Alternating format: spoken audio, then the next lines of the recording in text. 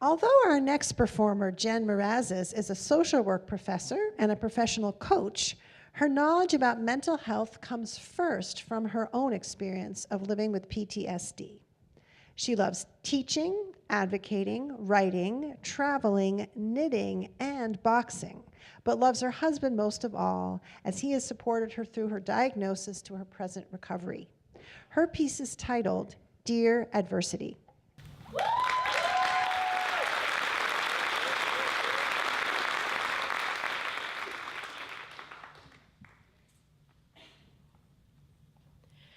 As a little girl, I looked across the lake, and I felt myself a complete mistake. I started my 36.2 years, a marathon or more, toward a purpose, a goal, an aim. Once finished, adversity asked me, I'm told those years taught you resilience, but what have you really gained? Dear adversity, well, I had watched my mom cry, and my Vietnam vet father left, then died by suicide. In school, I excelled without alliances, but my clarinet strengthened me with its cadences. Now time for college, but without a guide, Mr. Admissions claimed, well, the only sure way to know that you didn't get into Harvard is if you don't apply. The acceptance on April Fools was sent, but something for me was still absent.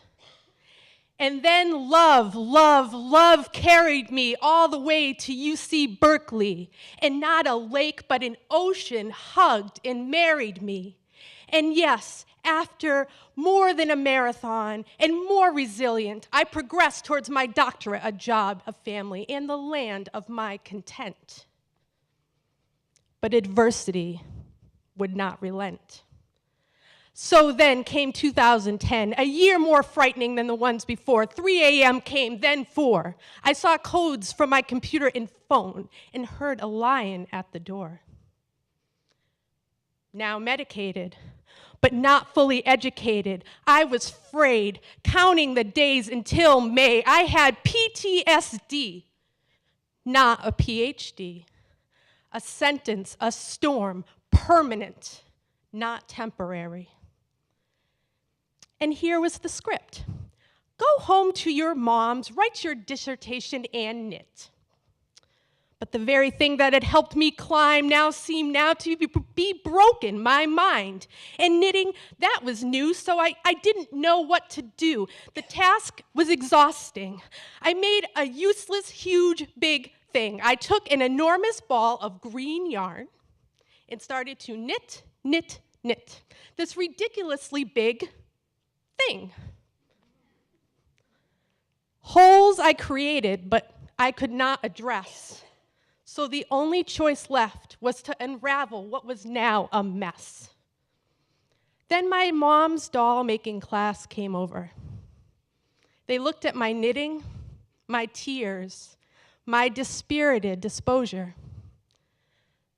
Then I heard the stories of each woman and the knitting they each had to take apart in order to start again.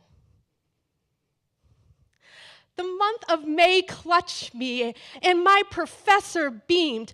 I've never seen someone get through a PhD so easily. She's amazing, that Jenn. He smiled, but also winced, my weary husband. Adversity then stomped its feet, delaying its retreat. At life it screamed, how did she do it? You must have intervened.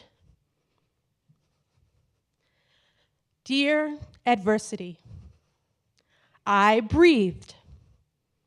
Once, twice, then I typed. I typed and I typed, I knitted, a knit, a purl, nothing would stop this girl. Then I ran, first 1 mile, then 2, then a 12K. I learned the length of each small moment, and then the moments expanded and amplified until today. I am a professor, a runner, and an adoptive mother. So don't you see? adversity, what I learned is that you will continue to try, but you will never constrain me.